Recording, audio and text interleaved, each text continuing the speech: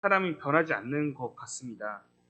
그렇게 과거의 어른들이 밥상머리에서 다리 떨지 마라, 3살 버릇 여든 간다라며 어릴 때부터 자녀들의 습관을 잘 길들이려고 하는 그런 모습들이 자연스럽게 연상되는 것 같습니다. 그렇기에 한 사람의 인생이 바뀔 때에 우리는 좀 신비하게 보기도 하고 깜짝 놀래기도 합니다. 그러면서 하는 표현이 바로 그 사람 개가천선했어 라고 표현하는 것이죠. 개가천선이란 자신의 잘못과 허물을 인식하고 행동을 고치며 다시 선한 길로 돌아오는 이 사자성어인데요. 하지만 사람은 변하는 데 있어서 한순간에 변하면 참 좋을 텐데 많은 사람들은 긴 시간을 통해서 변화를 가져야 할 시간들을 가지게 됩니다. 동일하게 신앙생활도 그런 것 같습니다. 예수님을 통해 한순간 변화를 받은 사도 바울이 있는 반면에 늘 예수님 곁에 있었지만 뒤늦게야 믿음을 가지게 된 그 제자들을 엿볼 수 있을 것 같습니다. 변화되는 과정과 시간에는 차이가 분명 있겠지만 분명한 것은 그리스도의 사랑을 통해 모든 사람은 새로운 인생, 새로운 삶을 살 수 있다라는 것이죠. 살게 되었다라는 것이죠. 오늘 본문에 등장하는 한 사람이 있습니다. 느리지만 그럼에도 불구하고 하나님이 원하시는 모습으로 개가천선하는 아주 천천히 느리지만 변화되는 한 인물이 등장합니다. 물론 하나님을 만났기에 쉽게 빨리 한순간에 이렇게 하나님의 사람으로 되었으면 참 좋았을 텐데 오히려 누구보다 느리고 누구보다 더 아주 오랜 시간에 걸쳐 하나님의 섭리 가운데 변하는 사람 바로 야곱입니다. 우리 성도님들 잘 알다시피 야곱은 장자권과 축복권에 눈이 멀어 아버지인 이삭과 형 에서를 속였던 인물이죠.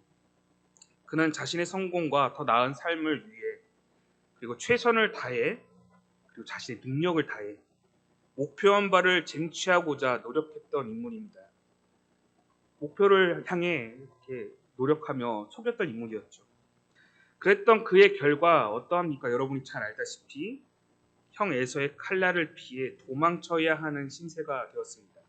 장자권과 축복권을 가지고 있던 부여받았던 그였지만 그 두 손에는 아무것도 쥐지 못한 채 도망쳐야 하는 신세가 된 것이죠. 그 어떤 것도 가지지 못한 채 더불어서 그 옆에 어느 누구도 함께하지 못한 채 홀로 도망쳐야 했던 인물이 바로 야곱이었습니다. 그런데 놀랍게도 그와 함께 계신 분이 계셨죠. 유일하게 하나님만이 그 불쌍한 인생 가운데 찾아오셔서 그 인생을 위로하시고 약속해 주셨다라는 것입니다. 이때 처음으로 하나님을 인격적으로 만난 야곱은 그 장소를 베델이라고 명칭하였으며 하나님께 서원이라는 것을 하게 됩니다. 오늘 그 서원의 내용이 오늘 여러분과 함께 읽어봤던 본문의 내용인데요. 다시 한 번 더 그 서원의 내용을 함께 읽어보길 소원합니다. 창세기 28장 20절입니다. 제가 읽겠습니다. 야곱이 서원하여 이르되 하나님이 나와 함께 계셔서 내가 가는 이 길에서 나를 지키시고 먹을 떡과 입을 옷을 주시어 내가 평안히 아버지의 집으로 돌아가게 하시오면 여호와께서 나의 하나님이 되실 것이요 내가 기둥으로 세운 이 돌이 하나님의 집이 될 것이요 하나님께서 내게 주신 모든 것에서 10분의 1을 내가 반드시 하나님께 드리겠나이다 하였더라. 하나님을 처음으로 인격적으로 만난 야곱, 하나님을 만났으니까 감동이 왔겠죠. 그는 입을 벌려 하나님께 이러한 서원 기도를 하게 되는 것입니다. 그의 고백은 분명히 하나님을 보았기에 진실된 고백이었으며 참된 하나님을 향한 신앙 고백이었을 것입니다. 물론 알다시피 이 신앙 고백 이후에 그는 이런 고백을 했던 사람이냐 처절하게 하나님을 찾지 않고 방황하는 세월을 보내게 되는 인물이긴 하나 하나님을 목격한 지금 이 고백은 정말 순수하고 하나님 앞에 순백하게 드려진 고백이었을 것입니다. 그렇기에 이 고백 오늘 여러분과 함께 읽어보았던 이 고백이 무조건 하나님 앞에서 이 야곱의 고백이 거짓되었다라고는 볼 수 없을 것입니다. 사랑하는 성도 여러분, 오늘 야곱의 서원 기도를 통해 서원한 이 내용들을 통해 오늘을 살아가는 우리 역시도 하나님께 어떻게 새로운 고백을 드려야 하며 또 그 고백들이 내 입술에서 멈춰 있는 것이 아니라 정체되어 있는 것이 아니라 믿는 우리의 삶에 어떻게 하면 실천하고 도전받을 수 있을지에 대해서 같이 한번 생각해보는 그런 시간을 가져보고자 합니다. 오늘 크게 세 가지를 나누어 살펴볼 건데요. 본문의 특성상 11조에 대한 부분을 어쩔 수 없이 다룰 수밖에 없을 것 같습니다. 그래서 세 번째 11조를 다룰 건데요. 마음에 평안한 마음으로 같이 이 말씀을 좀 들었으면 좋겠습니다. 첫 번째 먼저 살펴보기 전에 창세기 28장 21절을 잠시 같이 읽겠습니다. 시작. 네가 평안히 아버지의 집으로 돌아가게 하시오면 여호와께서 나의 하나님이 되실 것이요. 지금 읽어본 말씀처럼 처음 야곱이 서원했던 첫 번째 기도의 제목이 나옵니다. 나를 평안히 아버지의 집으로 돌아가게 하시면 당신은 나의 하나님이 되실 것입니다 라고 말하고 있는 것이죠. 잘 생각해보면 야곱이 지금 아버지의 집으로 평안히 돌아가지 못하는 이유가 무엇이겠습니까?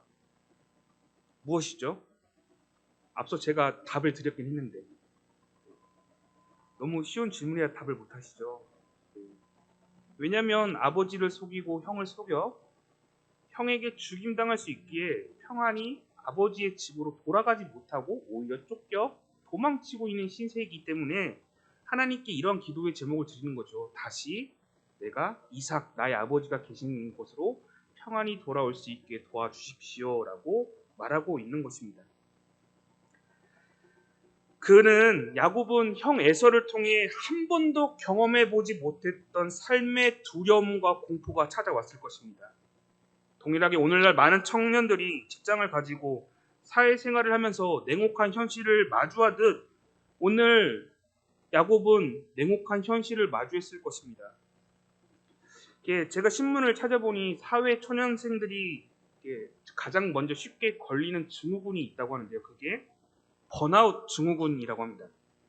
말 그대로 하루에 쓸 수 있는 에너지를 초과하여 많은 업무량과 감정 소비, 여러 스트레스를 너무 많이 받아 노출되어 있는 상황을 말하게 되는데요. 이로 인해서 극심한 피로는 물론 무력감과 자기 혐오를 하게 되는 증상까지도 나타날 수 있다라고 기사에서 찾아볼 수 있었는데요.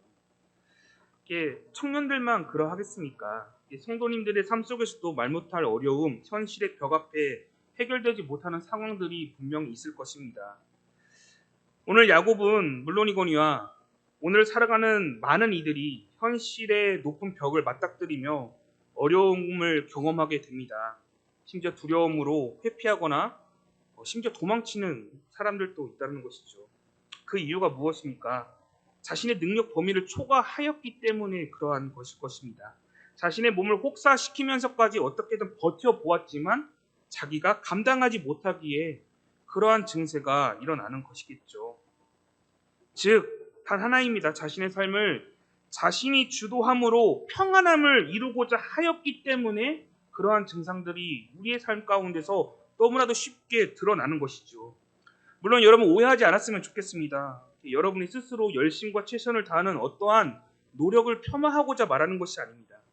이 세상을 내가 주도하여 내가 살려고 하는 욕심을 말하고자 하는 바입니다. 우리 주변에는 너무나도 어렵고 두려움들이 너무나도 많습니다. 그것을 우리가 알고 있습니다. 알고 있음에도 불구하고 그 모든 것들을 내가 할 수 없음에도 내가 해결하려고 하는, 내가 해결사 역할을 하려고 한다는 것입니다. 모든 문제를 내가 해결할 수 있다, 어떻게든 해결하겠다라는 자만과 교만이 우리 가운데 있다는 것이죠. 그렇기에 사실 나는 그 모든 것들을 사실 다 해결할 수 있는 능력이 부족하다라는 그 사실을 인정하는 것으로부터 사실 우리는 평안함을 찾아야 한다는 것이죠. 삶에 주도하기 위해 자신의 지혜와 능력으로 살아가려 했던 그 야곱의 모습처럼 그 야곱의 모습, 그 결과 앞서 보았듯이 어떠했습니까?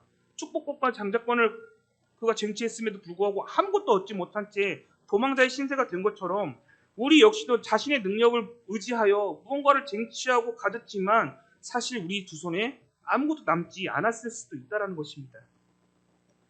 많은 이들이 좋은 커리어와 높은 등급, 점수를 통해 이 세상을 살아가는데 아무런 문제가 없을 거라고 생각하는 청소년들, 청년들이 많습니다.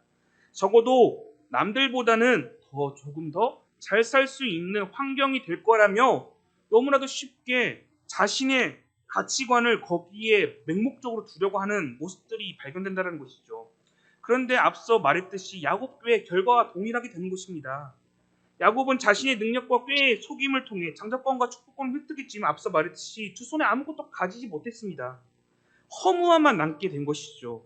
삶의 주인이 자신이었기 때문에 그에게 허무함만 남게 된 것입니다. 그리고 더 큰 문제가 그에게 안겨지게 되었죠. 무엇입니까? 두려움과 냉혹한 현실을 마주하며 서바이벌 게임처럼 자신의 형의 칼날이 언제 내 목을 칠지 모르는 두려움 상황 가운데 그는 빠지게 된 것이죠. 고통스러운 삶 가운데 놓여지게 된 것입니다. 그렇게 성도 여러분, 이 세상은 정확하게 우리가 해결하지 못하는 것들이 분명히 있다는 것을 인정해야 하는 것이죠.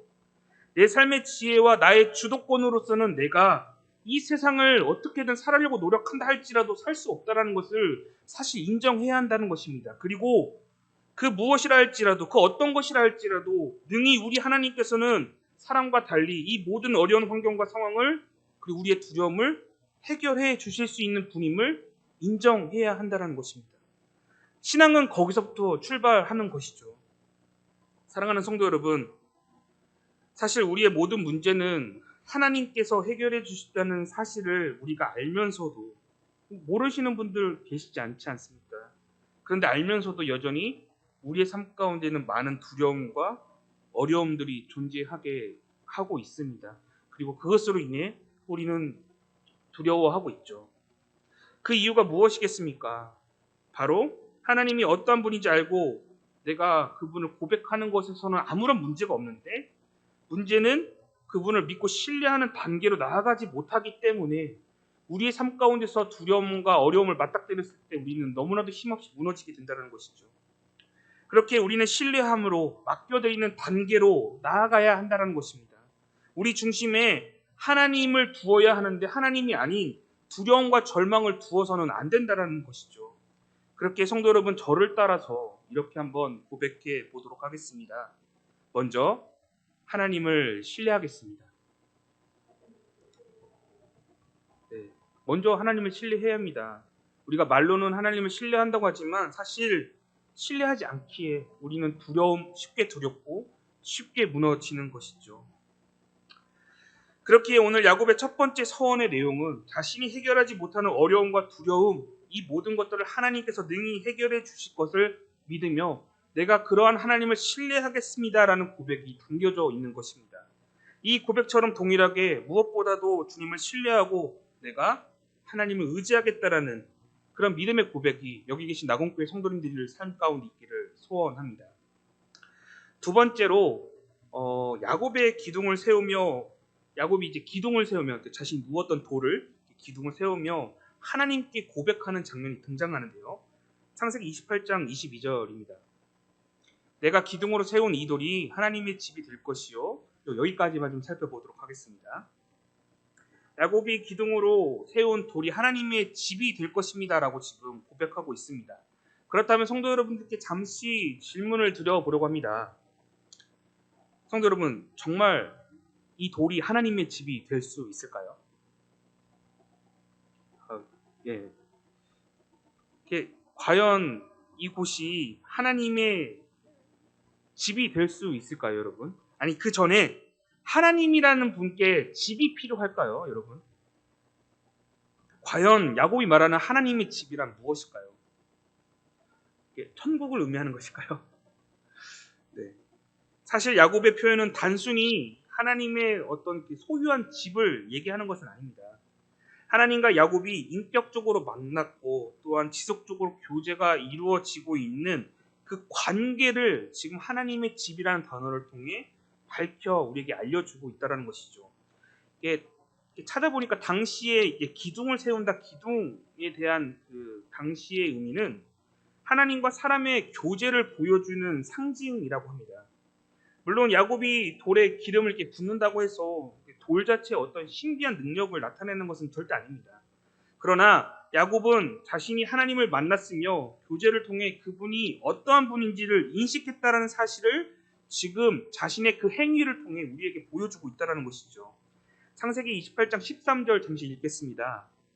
또 본즉 여호와께서 그 위에 서서 이르시되 나는 여호와니 너의 조부 아브라함의 하나님이요 이삭의 하나님이라. 내가 누워있는 땅 어디입니까? 야곱이 돌을 세운 그 땅입니다. 내가 누워있는 땅을 내가 너와 내 자손에게 주겠다라며 지금 하나님께서 야곱과 하나님과의 관계가 어떤 관계인지를 밝혀주고 계시죠. 바로 자신의 조상 때부터 이미 함께 하셨고 약속해 주셨던 분임을 지금 하나님께서 밝히 야곱에게 알려주고 계시는 것이죠.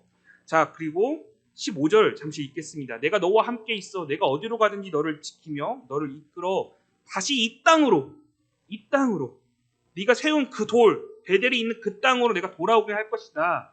내가 내게 허락한 것을 다 이루기까지 너를 떠나지 않겠다라고 말씀하고 계십니다.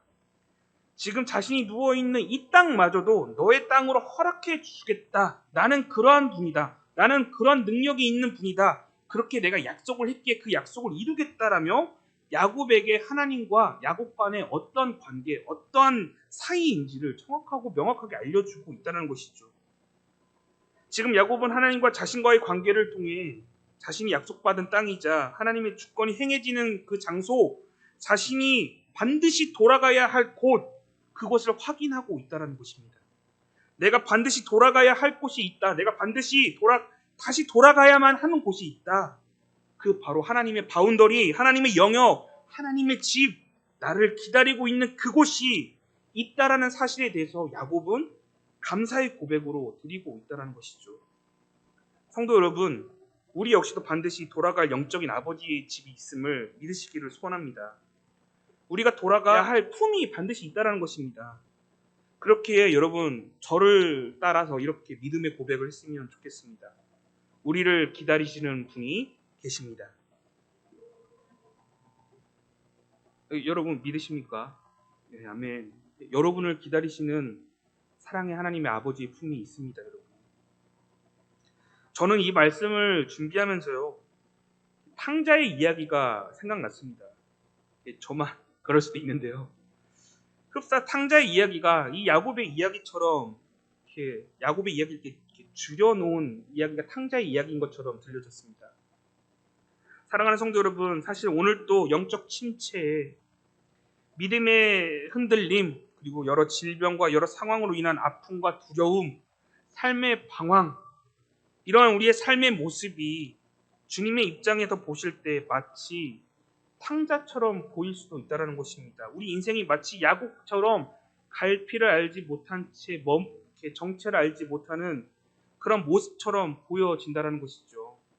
그런데 놀랍게도 자신의 주도로 살아갔던 탕자도, 자신의 삶의 주도권을 가지고 살아갔던 야곱 역시도, 그리고 동일한 모습으로 방황하며 살아가는 우리에게 지금 무엇이 기다리고 있다고 성경은 말하고 있냐면 바로 나를 기다리시는 아버지가 계시며 아버지의 집, 아버지의 품이 있다라고 지금 성경은 밝혀 우리에게 말해주고 있다는 것입니다. 오늘 나를 불쌍히 여기시며 나를 위로해 주시며 나를 위해 아낌없이 눈물을 흘려주실 나의 아버지가 계신다는 사실에 대해서 성경은 끊임없이 우리에게 증명하고 있다는 것이죠. 그렇기에 사랑하는 성도 여러분, 우리는 그와 같이 버려진 인생들이 아니라는 사실입니다. 우리에게 돌아갈 영역, 돌아갈 영원한 곳이 있습니다. 그리고 그 자체가 우리에게 은혜가 된다는 것이죠. 그리고 그것이 우리에게 소망이 된다는 것입니다. 혹여 말 못할 고통 속에 계신 성도님들 계십니까? 눈을 들어 영원한 아버지의 집, 그 소망을 바라보시기를 소원합니다. 여러분의 그 가슴에 응어진 그 아픔을 소망 되신 아버지께 내어드리며 그 아버지의 품으로 달려가시면 된다는 것이죠. 마지막 세 번째를 살펴보고자 합니다. 창세기 28장 22절인데요. 제가 중반부터 읽도록 하겠습니다. 하나님께서 내게 주신 모든 것에서 10분의 1을 내가 반드시 하나님께 드리겠나이다 하였더라 라고 나와 있습니다. 아시다시피 이제 11조에 대한 부분에 대해서 여러분과 잠시 나눠보려고 하는데요. 주변을 통해 들어보면 헌금 설교 들으면 괜스럽게 답답하고 부담감을 느끼는 분들이 간혹 계신다고 합니다. 그런데 오늘 마음 편히 그냥 들으셨으면 좋겠습니다. 먼저 여러분들께 한 번 더 질문을 드리고 싶습니다. 여러분 11조가 무엇이죠? 11조가 무엇이죠? 네. 나의 것의 10분의 1을 하나님께 기쁨으로 내어드리는 자세가 11조가 맞습니까? 맞나요? 제가 지금 말한 게 여러분이 생각하는 것과 동일한가요? 좀 끄덕여 주시겠어요? 네. 나의 것의 10분의 1을 하나님께 기쁨으로 드리는 자세, 이게 11조 맞습니까? 네. 그렇다면 본문에 등장하고 있는 야곱은 자신을 도우시고 다시 집으로 돌아올 수 있게 하시는 그 하나님께 자신의 것 중 10분의 1을 물질적으로 드림을 통해 이렇게 감사함을 표시하는 행위로 보여지십니까, 여러분? 다시요. 지금 야곱이 하나님께 11조를 드리지 않았습니까? 하나님 제가 다시 집으로 돌아올 수 있다면, 건강하게 평안히 하나님께 다시 나의 집으로 돌아올 수 있게 해주신다면, 그리고 내가 돌아올 곳 하나님의 품으로 내가 다시 그럼 이 베들로 돌아올 수 있게 해주신다면 내가 감사의 의미로 10분의 1 떼어서 하나님께 드리겠습니다 라고 지금 고백하고 있는 것입니까? 아니죠. 네. 만약에 그렇게 우리가 11조를 바라보게 된다면 그 11조의 의미가 많이 퇴색된 것일 것입니다. 물론 11조에 관심이 많으신 분들은 찾아보셨겠지만 대부분 11조에 대한 서적이나 이런 것들을 찾아보면 이렇게 의미를 부여하는데요. 과거의 땅을 분깃으로 받지 못했던, 여러분 여호수아 이제 읽고 계시잖아요. 땅을 분깃으로 받지 못했던 레위인들, 곧 제사장 그룹이 분깃이 없으니까, 땅이 없으니까, 소유할 수 있는 게 없으니까 하나님의 성전을 관리하기 위해서 다른 지파들로부터 10분의 1을 떼어받아 소유하는 그런 것으로 11조를 들으신 분들도 간혹 계실 것입니다. 물론 이것도 맞습니다.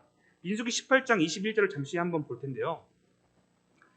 내가 이스라엘의 11조를 레위 자손에게 기업으로 다 주어서 그들이 하는 일, 곧 회막에서 하는 일을 감나니 라며 이 11조가 레위 자손에게 돌아갈 것에 대해서, 제사장들에게 돌아갈 것에 대해서 성경은 증언하고 있죠. 말씀을 통해서 하나님께 바쳐졌던 이 11조의 쓰임이 분명하게 나타나고 있습니다. 그런데 이것을 가지고 오늘날 적지 않은 사람들이 목회자의 호주머니를 챙기려고 한다라며 어떤 수단으로 오해하시는 분들이 계십니다. 물론 당시의 제사장과 오늘날의 목회자의 직분은 서로 다르지만 분명한 것은 당시에 이 11조의 분깃은 제사장의 것은 오늘 말씀을 통해 보았지만 확실한 것이죠.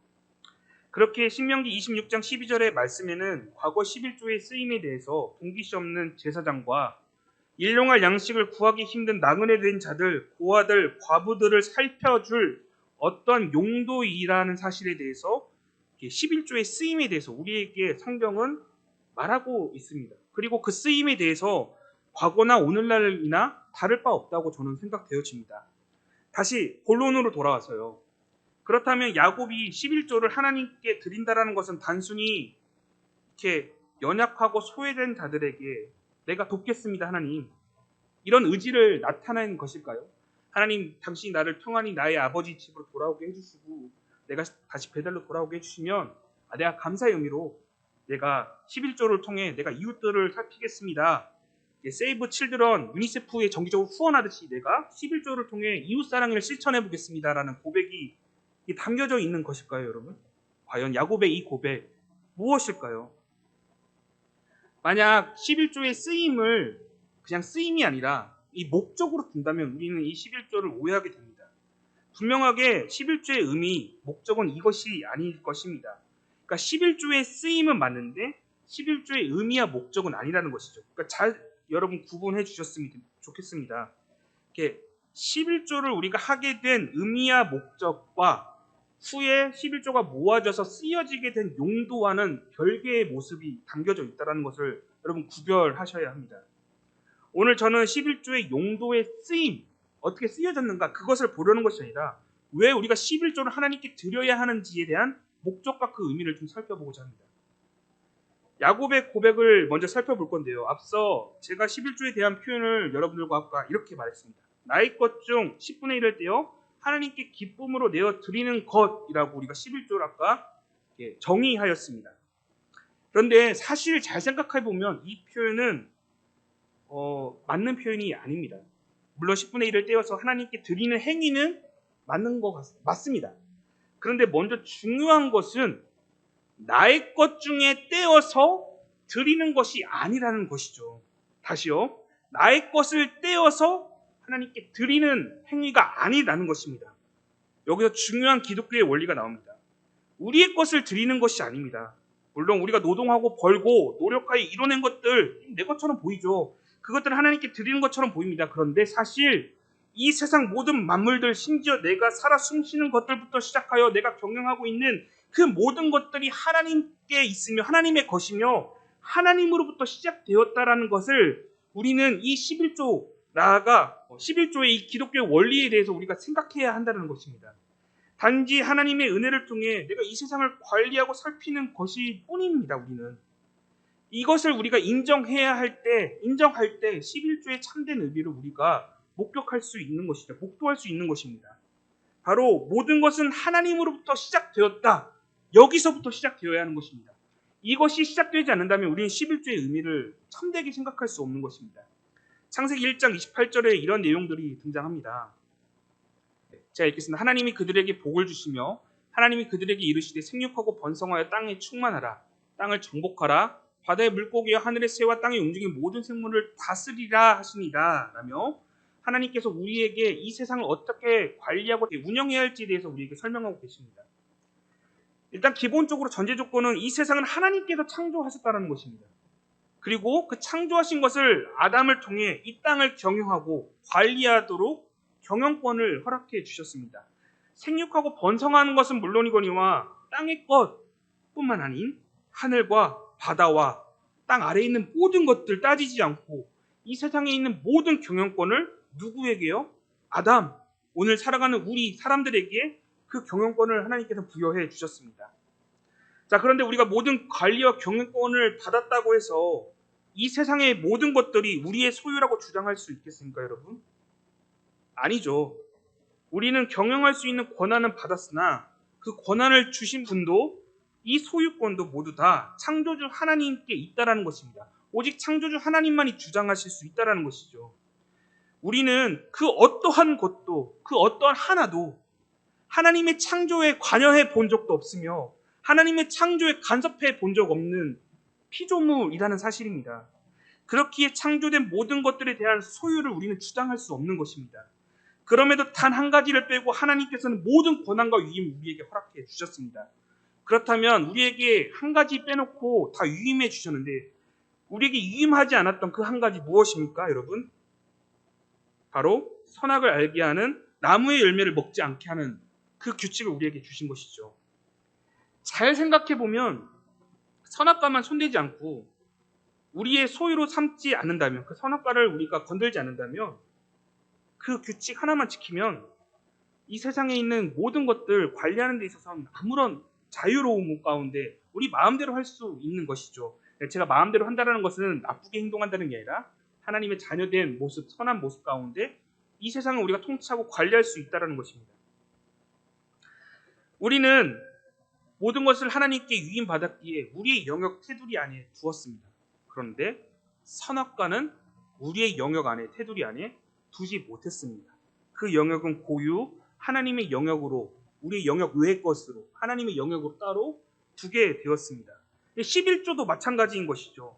우리가 경영하고 관리하고 노동하여 벌어진 이 모든 것들 하나님의 은혜로 가능하게 되었으며 하나님께서 우리에게 허락해 주셨기 때문에, 그 선제 조건이 있었기 때문에 우리가 11조 모든 것들을 다 누리며 살아갈 수 있는 것이죠. 그 누려진 것들 중에 일부를 하나님께 바쳐지는 것인데요. 여기서 잘 생각해야 할 것은 우리가 하나님의 은혜로 인해서 모든 것들을 누리고 모든 것들을 경영할 수 있도록 받게 되었습니다. 그런데 하나님께서는 10분의 1, 너의 영역이 아니야, 그 부분은 너의 영역 밖의 것이야 라며 선악과처럼 하나님께서 이 10분의 1을 하나님의 영역으로 따로 두시고 그것을 지키도록 우리에게 말씀하셨다는 것이죠. 하나님의, 나의 영역이 아닌 하나님의 것으로 구별되게 하셨다는 것입니다. 물론 이렇게 산술적으로 이야기하는 것은 지혜롭지 않으나 여러분들의 이해를 돕기 위해 조금 더 설명해 본다면 우리는 10이라는 수 중 내 것 중, 10이라는 내 것 중에 1을 하나님께 드린 것이 아니라 10이라는 하나님의 것 중 9개를 우리가 받은 것입니다. 믿으십니까, 여러분? 그러니까 11조의 개념을 여러분 잘 생각하셔야 합니다. 내 거의 10 중에 1을 하나님께 드린 게 아닙니다. 하나님 것이 하나님의 10 중에 9개를 우리가 받은 것입니다. 여기서 11조는 시작되는 것입니다, 여러분. 내 것이라고 주장하기에 하나님께 드리기 너무 아까운 것이죠. 그런데 하나님의 것이라고 생각하면 은혜가 되는 것입니다. 내가 무려 9개를 받았다. 생각해 보십시오. 하나님의 것이 9이 되고 내 것이 1이 되어야 하는 게 맞지 않습니까? 그런데 하나님은 선악과를 제외한 모든 이 세상을 아담에게 경영권을 맡기듯이 너의 삶 가운데서 그 9을 너에게 경영권을 맡기고 하나만, 너와 나 사이에 그 관계를 알 수 있는 그 하나만을 남겨놓으라고 하시며 오늘 우리에게 말씀하고 계신다는 것입니다. 주님의 것, 하나님의 것임을 이 11조를 통해 남겨놓은 것이죠. 선악과를 세우신 목적이 여러분 무엇입니까? 이 세상을 경영하는 인간들에게 있어서 이 세상의 소유자가 인간들이 아니라는 사실을 하나님께 다 알게 해주시기 위한 목적도 담겨져 있습니다. 사실 우리가 이 세상에 있는 경영권을 받았지만 우리가 경영권이 있음에도 불구하고 우리 역시도 하나님이라는 분 앞에 경영을 받아야 하는 입장이 있으며 하나님의 규칙 아래에 있다는 것을 선악과를 통해 우리에게 밝히 알려주고 있죠. 동일합니다. 11조를 통해 우리 역시도 하나님 아래, 하나님의 주권 아래, 우리가 그분의 섭리 가운데 아래 있다는 사실을 무엇을 통해요? 11조를 통해 알게 해주신다는 것입니다. 하나님과 우리 사이에 세운 그 규칙을 누가 세웠느냐? 너 삶을 누가 지금 이끌고 있느냐? 너에게 10분의 9를 준 사람이 누구더냐라는 사실을 무엇을 통해서요? 10분의 1을 통해서 우리에게 끊임없이 알게 해주시기 위해 우리에게 11조라는 규칙을 세워주신 것이죠. 동일하게 11조 역시 세상의 주인이 우리가 아니다. 물질의 주인이 우리가 아니다. 하나님의 것임을, 하나님의 소유임을, 모든 것이 하나님께 왔음을 알게 해주기 위한 하나의 목적이 담겨져 있습니다. 물론 11조의 목적의 모든 답이 이 답은 아닙니다. 11조의 많은 것들 중 한 가지 이유가 이것이라는 것입니다. 그렇기에 11조를 통해 내가 받았는데 그 받은 것이 누구에게서부터 왔는지, 그리고 이 규칙이 누구에서부터 왔는지, 그리고 우리 인간들보다 위에 계신 분이 누구신지를 이 11조 규칙을 통해서 하나님은 알도록 하신 것입니다. 그렇다면 다시 본문으로 돌아와서요. 그렇다면 야곱은 하나님을 인격적으로 만나고 11조를 드리는 그 고백을 통해 궁극적으로 이 세상과 만물, 나아가 자신의 삶 역시도 하나님의 주권 아래 있구나. 나 역시도 하나님의 주권 아래 있구나를 지금 인정하고 있는 것입니다. 지금 11조를 드리겠다는 것은 단지 내 것 중 1을 드리겠다 이 고백이 아니라 나에게 지금 주고 계신 그 하나님, 나의 삶에 영향을 끼치고 계신 그 하나님, 내 삶의 주권이 나에게 있는 것이 아니라, 주도권이 나에게 있는 것이 아니라 내 삶의 주권이 오직 하나님께 있다는 사실을 지금 야곱은 고백하고 있다는 것입니다. 그렇기에 야곱이 무엇이라고 고백합니까? 앞서 야곱이 내 것 중 10분의 1을 드리겠다라고 고백하고 있습니까? 아닙니다. 창세기 28장 22절 잠시 함께 살펴보겠습니다.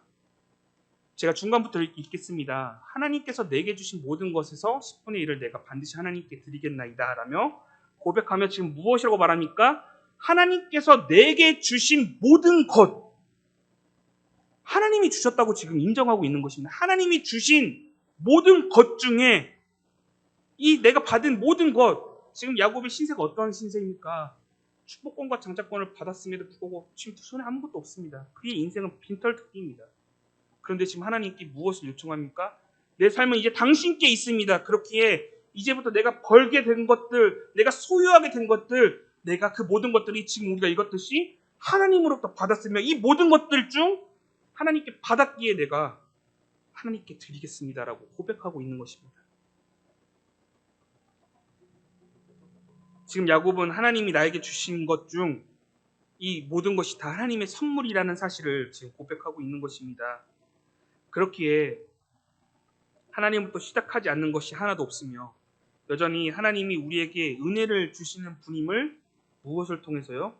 10분의 1, 11조에 대한 고백을 통해서 지금 우리는 발견할 수 있고 또한 스스로의 우리의 11조 생활에 대해서 점검할 수 있게 된다는 것이죠.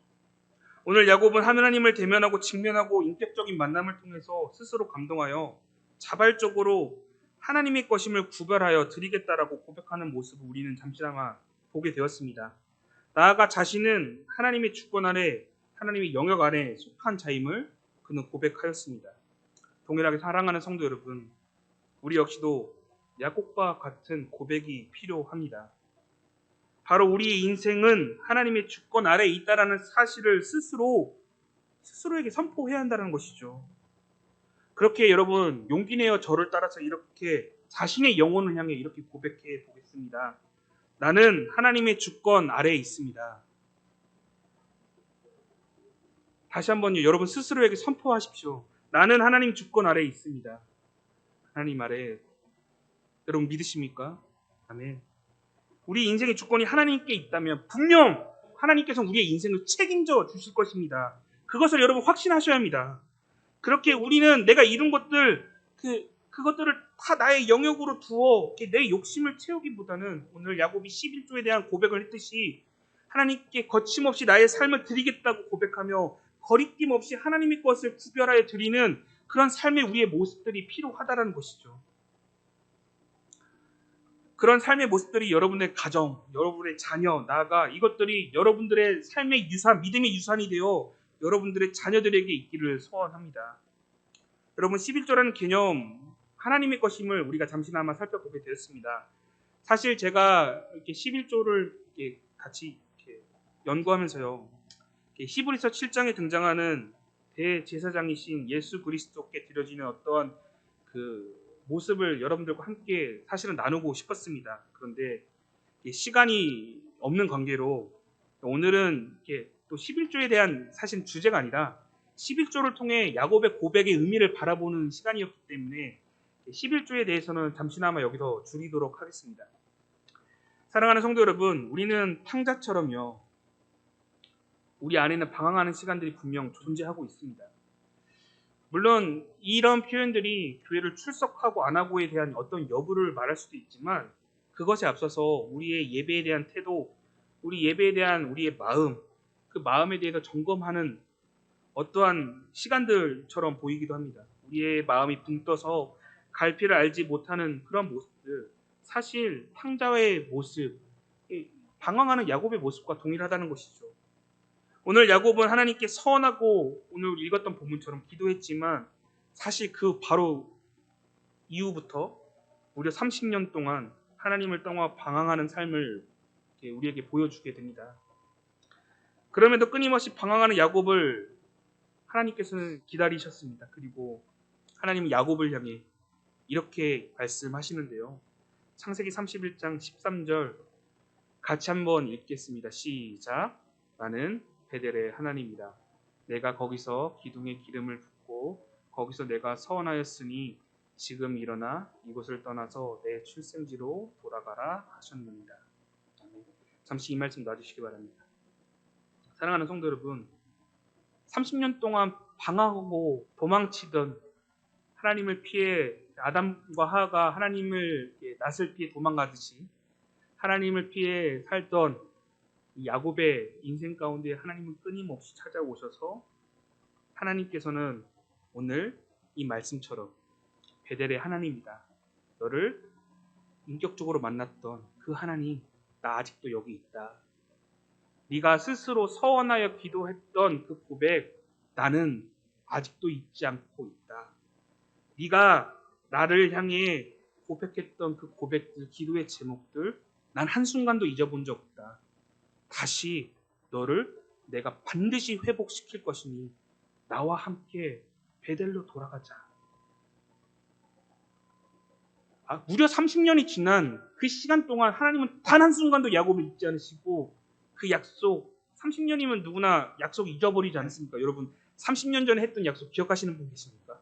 그런데 오늘 하나님께서는 그 약속 잊지 않으시고 야곱에게 한 번 더 상기시키면서 나 너를 잊지 않았어. 나와 함께 가자. 네가 나에게 했던 그 기도의 제목들 단 한순간도 잊지 않았어. 나와 함께 하자. 나와 돌아가자. 내가 반드시 회복시켜줄게. 가자. 오늘 그렇게 하나님께서는 야곱을 통해 그리고 오늘 우리에게 말씀하고 계신다는 것입니다. 사랑하는 성도 여러분, 방황하는 우리를 향해 쓴소리를 던지실지언정 결코 그분은 우리를 포기하거나 버리시지 않는 분이십니다.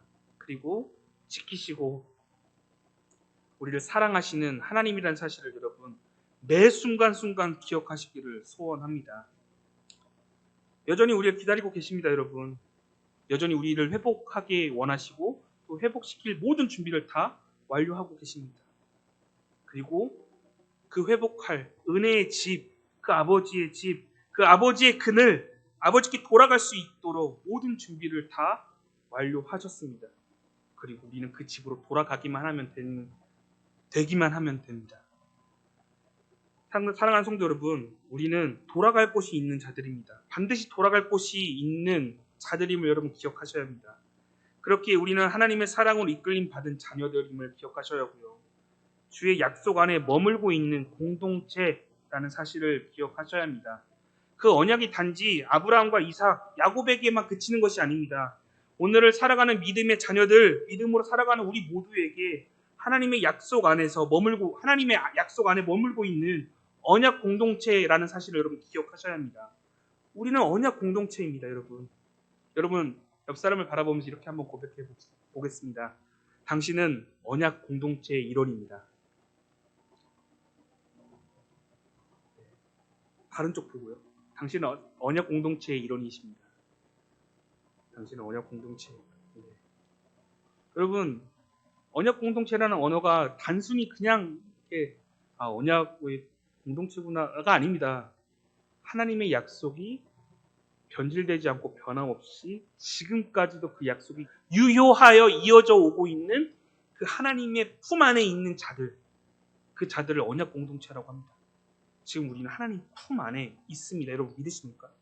우리는 하나님의 약속 안에 거한 자들입니다. 약속 밖에 있는 게 아닙니다. 약속 안에 거하여 임마누엘 하나님께 우리와 함께하고 계신 그 언약 안에 우리는 포함되어 있는 자들임을 여러분 기억하셔야 합니다.